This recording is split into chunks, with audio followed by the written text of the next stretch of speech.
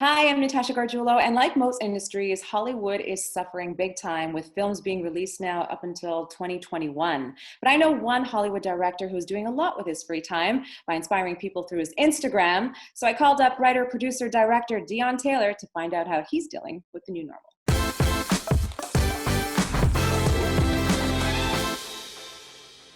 First of all, thank you for getting on. So, um, like the last couple of weeks during this whole pandemic thing that's been going on, I've actually been getting on Instagram Live and calling a bunch of people and doing like these inspirational conversations. So about a week ago, after doing one of these calls, me and Shine had a conversation about no one really checks on the journalists that write for us as Black people and brown people.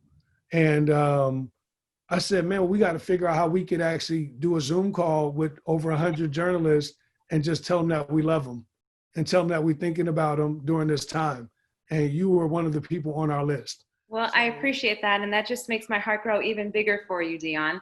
Oh, I am a fan. I am a fan of yours, and I am a fan of your work, and I am crushed about the movie Fatale perhaps not being able to be released in June. Can you just give the people of Canada and maybe our followers here maybe a little bit of insight as to how you're adjusting to the Corona crisis and what the future of Fatale will be? You know, obviously having a two-time Academy Award winner, Hilary, Swank, and Michael Ealy, I'm like, oh my God, this is going to be so incredible.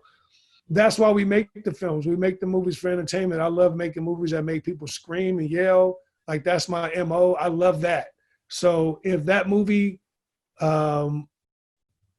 is possibly not going to make as much money as it's supposed to make, it's okay if it does what it needs to do to heal people and make people have a good time. That's why we make movies. So we're waiting to see. Yeah, I have a great time watching your Instagram lives and your Instagram stories. Oh. My favorite so far has been when you said, at the end of this, we all have to reset.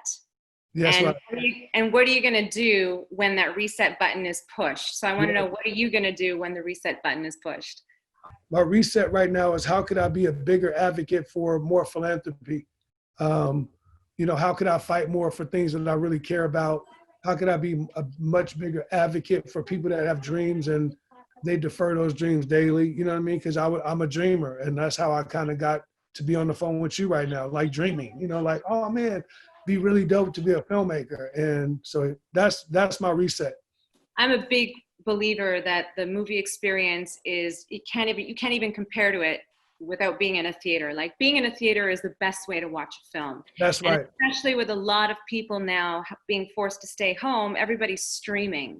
Yep. But can you tell the people who are watching why the movie experience is beyond compare and why it's so important for theaters to be around so that we can watch movies in theaters? The theater is the most exhilarating experience you could have for a movie, hands down. It's, you know, for me, it represents something completely different. It represents escapism.